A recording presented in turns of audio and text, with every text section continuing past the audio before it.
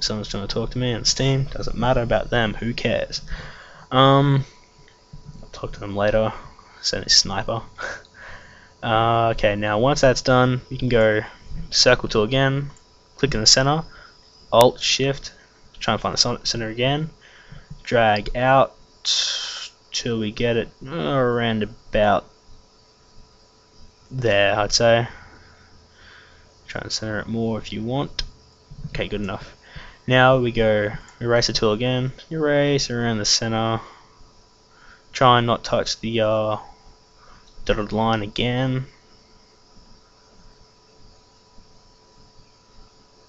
We get a much better effect. Now, there's our really basic ring. I'm talking really basic. Okay, now we can go image, adjustments, brightness and contrast.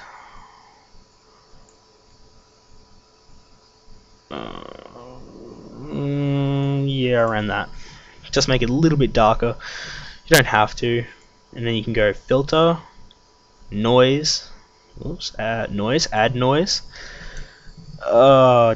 10% is good enough, I would say. Do not make it uniform. Make it the other one. I'm not sure how to say that.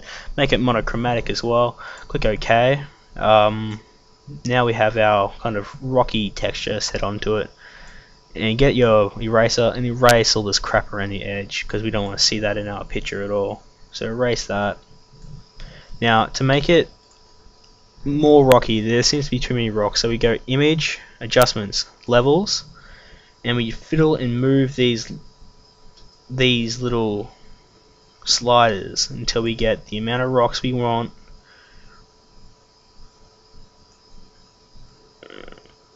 For instance, that'll do me.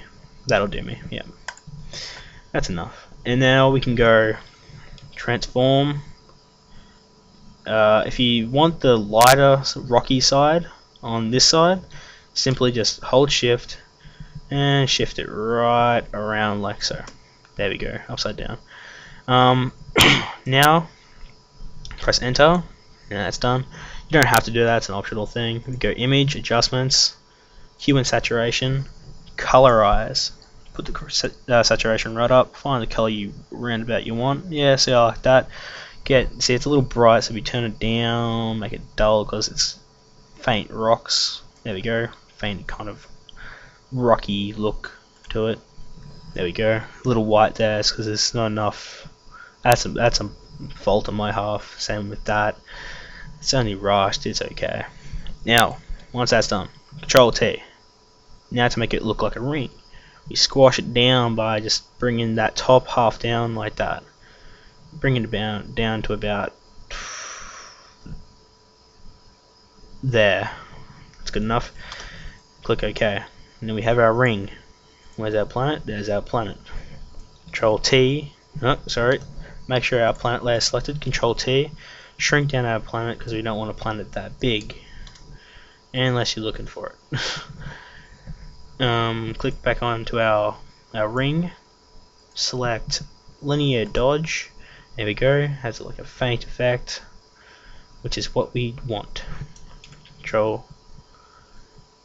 T on it. Tilt it up on the angle a bit, like so. Yep. Now you can simply adjust this move it into the position you want. It's that easy. Okay, now once that's done, to erase this background part, use the magnifying glass. You can zoom in like this. Use the lasso tool. You will take more time with this. I'm just going to rush it across, up, select all this area in here. Try and get as close as you can to the planet, and delete that. See how there's a big gap there? That's a stuff up, don't worry about that. You will take more time. Fit it back to the screen, and then you have your ring around your planet, getting fainter because the atmosphere is glowing on the planet.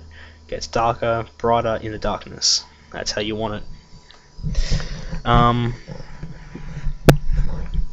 You will take more time with it, unlike me. And then once that's done, you can merge these two layers if you wish. select them both and just go merge layers. You can shift your planet around separate. Okay, now down here, create a new layer again. And select that. Paint bucket tool, make it black. Now up here, make the blending mode screen. Now once that's selected, make sure it's in default colors, filter, noise, add noise, make it 10% again, do not make it uniform, make sure it's monochromatic, okay that.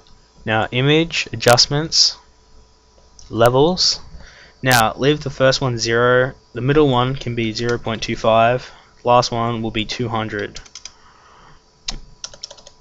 100, sorry, okay that, and then you have your star field all set up. You got bright stars, you have dark stars. You can use image adjustments, brightness and contrast to change this if you want. You can have it any way you want. Now we bring our planet back in. Now see how I talked about before, being able to see through it. To fix this, Alt shift it around the center of the planet, bring this circle out, and then we fit that around the outside of the planet like so.